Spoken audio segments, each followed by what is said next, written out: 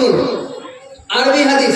হাদিসের মধ্যে লেখা আছে যে সুবহানাল্লাহ আন আবি হুরায়রা আন্না রাসূলুল্লাহ সাল্লাল্লাহু তাআলা আলাইহি ওয়াসাল্লাম ক্বালা মা মিন আহাদিন ইউসাল্লিমু আলাইয়া ইল্লা রাদ্দাল্লাহু আলাইয়া রূহি হাত্তা আরুদ্দা আলাইহিস সালাম। জোরে বলুন সুবহানাল্লাহ।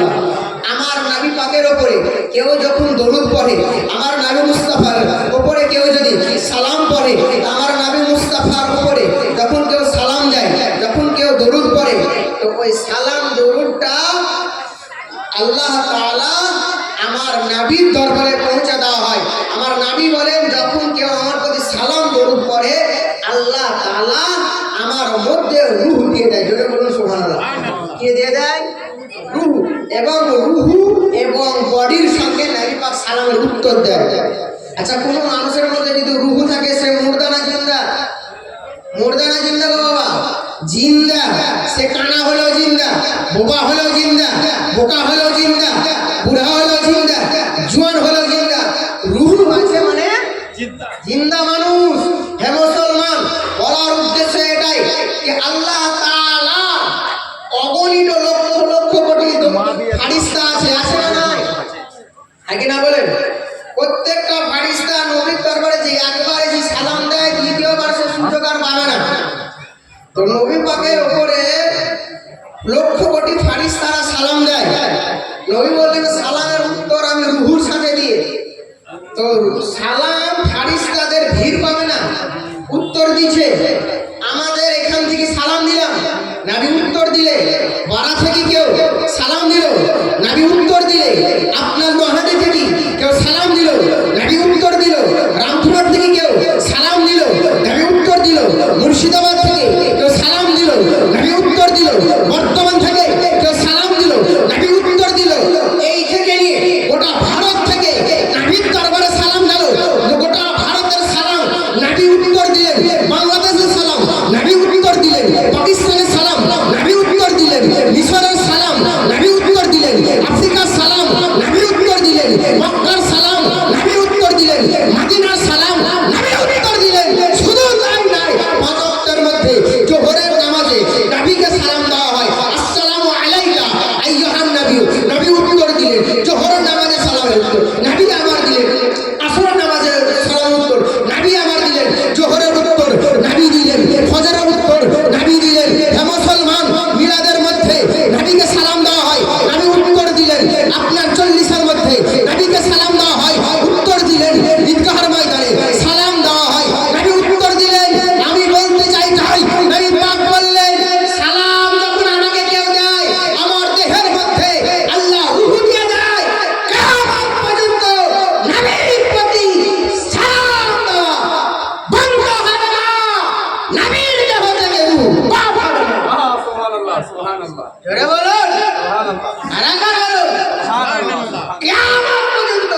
আরে হ্যাঁ, নবী এটাই বলেন, ওয়ালা মা মিন আহাদিন ইউসাল্লিমু আলাইয়া ইল্লা আরুদ্দা আলাইহি সালাম ইল্লা রাদ্দাল্লাহু আলাইয়া রূহি হাত্তা আরুদ্দা আলাইহি সালাম। যখনই কেউ সালাম দেয়, নবী পাকের রূহ নবীকে ফেরত দেওয়া হয়। জোরে বলুন সুবহানাল্লাহ, সুবহানাল্লাহ। আর এই উত্তর নবী পাকের কিয়ামত পর্যন্ত সালাম বন্ধ হবে না, নবীর রূহ বার হবে। তাহলে হাদিস ও কোরআনের দৃষ্টিতে নবী জিন্দা না জিন্দা নয়? জিন্দা। জিন্দা না জিন্দা নয়? তাই তো কোন শায়ের বলেন, তু জিন্দা হে আল্লাহ, তু জিন্দা হে আল্লাহ, মেরে চশমে আলম সে চুপ চাপনে वाला। সুবহানাল্লাহ, সুবহানাল্লাহ। এটাই নিয়ে খুব বড় মাসলা। আচ্ছা, আমার নবী মুস্তাফা যেটা বলে সত্য না সত্য নয়? সত্য। একই না বাবা বলেন সত্য। নবী পাককে জিজ্ঞাসা করা হলো, ইয়া রাসূলুল্লাহ, ইয়া হাবিবাল্লাহ, ফেদাকে আবি উম্মি, কিয়ামতের মাঠের দিনে কোন ব্যক্তি আগে নবীর কাছে থাকবে? জোরে বলুন সুবহানাল্লাহ। আচ্ছা, আমি হয়তো বলবো যে আমি মৌলভী বলে আগে থাকবো, একই না বলেন? হাদিস সাহেব আগে আমি কষ্ট করে হাদিস মুখস্থ করেছি, আমি আগে থাকবো। হাজি সাহেবরা মনে করবেন আমি, পরেশ গাড়িরা মনে করবে আমি, রোজাদাররা মনে করবে আমি। নবী কি বলছে দেখেন, তিরমিজি শরীফ প্রথম খণ্ড 34 নাম্বার 64 নাম্বার পেজ। কত নাম্বার? 64। মিশকাত শরীফ 86 নাম্বার পেজ। কত নাম্বার? 86 নম্বর। 86 নাম্বার। আন ইবনে মাসউদ রাদিয়াল্লাহু তাআলা আনহু قال رسول الله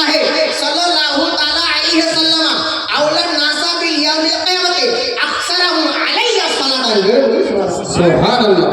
হাদিসের মানে আমার নবী পাক বলেন, হযরত আব্দুল্লাহ ইবনে মাসউদ বলেন কি নবী পাক বলেছেন কি কিয়ামতের মাঠের দিনে সবচাইতে নিকটে আমার কাছে ওই ব্যক্তি থাকবে যে বেশি বেশি দরুদ পড়বে।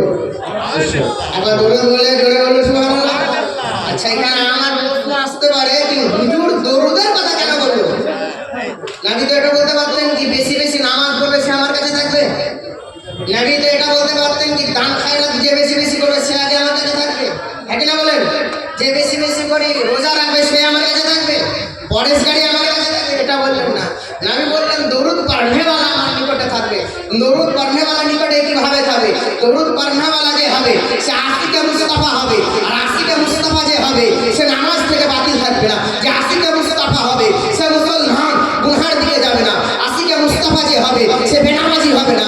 আশিকে মুস্তাফা যে হবে গুস্তাকে রাসূল হবে না, আর গুস্তাকে রাসূল জাহান্নামে যাবে না। আশিকে রাসূল জান্নাত থেকে বাদ যাবে না। সুবহানাল্লাহ, সুবহানাল্লাহ। বুঝতে পারলেন? এটা হাদিস কিভাবে বোঝা যায়? হ্যাঁ, হাদিসটা শুনলেন। আসুন আর একটি হাদিস বলে আর বক্তব্য ইতি করবো। আসুন আমার নবী পাক কি জান্নাতের কাছে যে ব্যক্তি আগে থাকবে, নবী মুস্তাফা বললেন কি যে আমার কাছে নিকটে থাকবে। যে নবীর কাছে নিকটে থাকবে সে আগে জান্নাতে যাবে না পরে যাবে? আগে না বলেন, আগে না বলেন আগে। এই যে মাদ্রাসা দেখছে, আপনি যে দাড়ি রাখতে হয় কবে শুনেছেন? মৌলবীর মুখে। নামাজ পড়তে হয় কারোর কাছে শুনেছেন? মাওলানার মুখে। এই মাদ্রাসা থেকে শরিয়াত পাওয়া যায়, মাদ্রাসা থেকে মারিফাত পাওয়া যায়, মাদ্রাসা থেকে তরিকত পাওয়া যায়, আর মাদ্রাসায় হচ্ছে ইসলামের সৌন্দর্য ঐতিহ্য। জোরে বলুন সুবহানাল্লাহ। আসুন আরেকটি হাদিস শুনুন। এই হাদিসটি আপনার মুসলিম শরীফের মধ্যে রয়েছে। আপনার কিতাবুল ঈমান খুঁজে দেখুন, অধ্যায় আছে বাবুল ইসবাতি শাফা, পেজ নাম্বার 112। রাবি কি বলছেন দেখেন, আনানাসিল ক্বালা রাসূলুল্লাহ সাল্লাল্লাহু তাআলা আলাইহি সাল্লাম আতি বাবাল জান্নাহ ইয়ামাল কিয়ামা, ইয়ামাল কিয়ামা ফাস্তাফতিহু ফায়াকুলুল খাজাইন মান আনতা ফাকুলু মুহাম্মদ ফায়াকুলু বিকা উমিরতু লাফতাহু লিআহাদিন কাবলাকা। জোরে বলুন সুবহানাল্লাহ। আমার নবী পাক বলেন কি কিয়ামতের শেষ সময় জান্নাতে যাবে জাহান্নামে যাবে, ওই সময় জান্নাতের গেটম্যান ডাকনেওয়ালা আমাকে ডাকবে, আমি যাব, চাবি নিয়ে আছে জান্নাতের চাবি। কিসের চাবি গো? জান্নাতের চাবি। আমাকে সার্চ করা হবে, জিজ্ঞাসা করা হবে মান আনতা, তুমি কে? কি করা হবে? জিজ্ঞাসা করা হবে মান আনতা, তুমি কে? নবী পাক বলবেন কি ফায়াকুল মান আনতা, তুমি কে? তো নবী বলেন ফাকুল মুহাম্মদ, আমি মুহাম্মদ। জোরে বলুন সুবহানাল্লাহ। যখন বলবে কি আমি মুহাম্মদ, ফেরেশতা বলেন তো বুজুর্গ আপনার জন্য আল্লাহ তাআলা নির্ধারিত করে আমাকে জান্নাতের চাবি দিয়ে রেখেছেন, আপনি ব্যতীত যাতে অন্য কেউ আগে যেতে না পারে। জোরে বলুন সুবহানাল্লাহ। নবীর আগে কেউ জান্নাতে যেতে পারে না, নবী আগে জান্নাতে যাবে, তারপরে সব। তাই বুঝুন যে জান্নাতের চাবি নবীর হাতে, যে জান্নাতের চাবি নবীর হাতে, সেই নবীর মুহাব্বতে কাল কিয়ামতের মাঠের দিন আমরা জান্নাত যেতে পাবো না? পাবো না? পাবো না? পাবো, ইনশাআল্লাহ পাবো। কারণ নবী মুস্তাফার ভালোবাসার নাম হচ্ছে ঈমান। যে নবী মুস্তাফার নাম আসমানের মধ্যে, যে নবী মুস্তাফার নাম, আরে হ্যাঁ হ্যাঁ আমি ওই নবী মুস্তাফার প্রশংসা করছি, আমি ওই নবী মুস্তাফার নাম বলছি যে নবী মুস্তাফার সুবহানাল্লাহ চেহারা ছিল বেমিসাল, যে নবী মুস্তাফার সৌন্দর্য হচ্ছে বেমিসাল, যে নবী মুস্তাফার দয়া হচ্ছে বেমিসাল, যে নবী মুস্তাফার চলা হচ্ছে বেমিসাল, যে নবী মুস্তাফার বলা হচ্ছে বেমিসাল, যে নবী মুস্তাফার শরিয়তের মালিক নবী মুস্তাফা, মারিফাতের মালিক নবী মুস্তাফা, হাকিকতের মালিক নবী মুস্তাফা। হে মুসলমান, আমার নবী মুস্তাফা মুড়ি কামড়িওয়ালা, আল্লাহু আকবার, আল্লাহু আকবার, এতটাই সৌন্দর্য ছিলেন, এতটাই আকলাওয়ালা ছিলেন, আল্লাহু আকবার। মা আয়েশা একদিন কোরআন তেলাওয়াত করছে সূরা ইউসুফ, আর ওই মুহূর্তে আমার নবী পাক শাহনশাহ জিন্দেগার মাদানিকে দাস্তার আহমদ মুখতার নুরি কামড়িওয়ালা ওই ঘরের মধ্যে প্রবেশ করছেন। নবী পাক যখন উপস্থিত হয়ে গেলেন, মা আয়েশা রাদিয়াল্লাহু তাআলা সুবহানাল্লাহ আনহা তিনি কোরআন শরীফ পড়া বন্ধ করে দিলেন, দিয়ে মিচকে বললেন, এ আয়েশা, বলো বলো, তুমি পড়া বন্ধ করে দিলে এবং হাসছে কেন? নবী পাকের স্ত্রী মা আয়েশা বলছেন, হুজুর একটা কথা আপনাকে বলবো। বলে, হ্যাঁ হ্যাঁ বলো বলো বলো বলো। বলছে, হুজুর গো, ইউসুফ সূরা পড়তে গিয়ে আমি একটা বুঝতে পারলাম, ইউসুফ নবীকে যারাই দেখেছে আঙুল কেটেছে, যারাই দেখেছে হে মুসলমান রক্ত প্রবাহিত করেছে, কিন্তু হুজুর গো, ইউসুফ নবীর সৌন্দর্যের জন্য, কিন্তু আপনাকে দেখে এটা তো মনে হয় না। আমার নবী পাক বলে, এটা তাজ্জুবের কি আছে, এটা তো কোরআনের মাসলা, এটা তো কোরআনের ফয়সালা। কিন্তু হে আয়েশা, তুমি কি জানো আমার শরীরের মধ্যে আল্লাহ তাআলা আমার সৌন্দর্যের মধ্যে ৭০,০০০ হাজার